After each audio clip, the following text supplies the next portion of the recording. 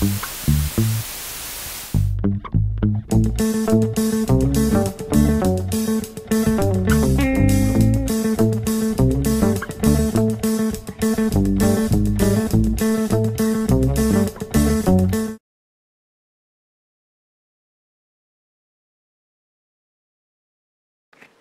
les petites fermières, bonjour les petits fermiers. Aujourd'hui, nouvelle vidéo de présentation d'une carte graphique qui nous vient de chez EVGA. Et la carte est une GTX 1080 FTW2.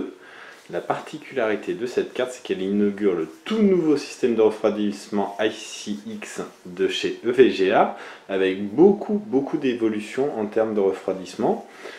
Sinon, on retrouve une carte graphique très overclocké, avec un gros potentiel d'overclocking maison également. On va découvrir la carte et son bundle. Voici donc la carte graphique et son bundle. En termes de bundle, on retrouve deux adaptateurs built-in, une pochette avec les drivers sur DVD, le manuel, un poster et un autocollant EVGA.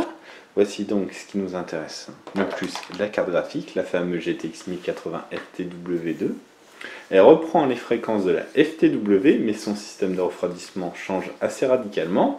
On est sur la génération ICX et on retrouve deux ventilateurs de 100 mm, mais qui sont capables de fonctionner indépendamment l'un de l'autre en fonction de la charge de travail demandée aux composants. Donc si les composants ont besoin de plus ou moins de ventilation, ils se mettront en route ou pas.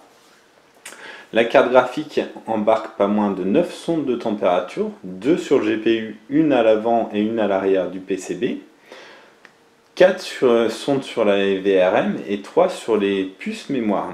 Chaque élément dispose de pads thermiques pour que la chaleur se transmette idéalement entre le composant et le système de refroidissement.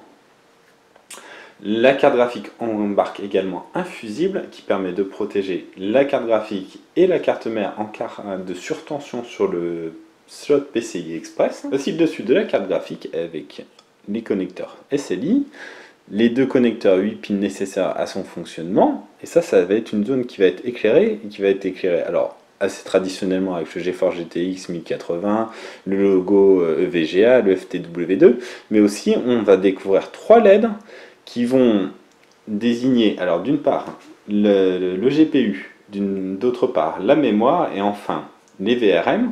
Et ces 3 LED vont s'éclairer d'une couleur différente en fonction de la charge de travail de chacun de ces éléments, ce qui permettra de surveiller un peu le fonctionnement de sa carte graphique sur le dessus. Et tout ça est bien sûr paramétrable et gérable avec le logiciel maison de chez EVGA, Précision XOC.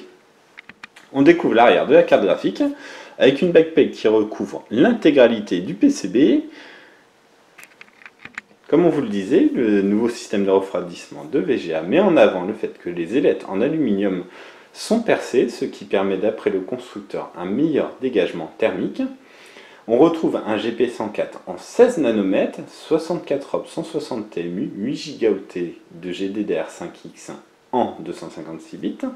Et le GPU fonctionne à 1721 MHz, le boost est à 1860 MHz, la mémoire est évidemment à 10 GHz, la carte mesure quand même 27 cm de long, 11,5 cm de haut et 3,8 cm de large.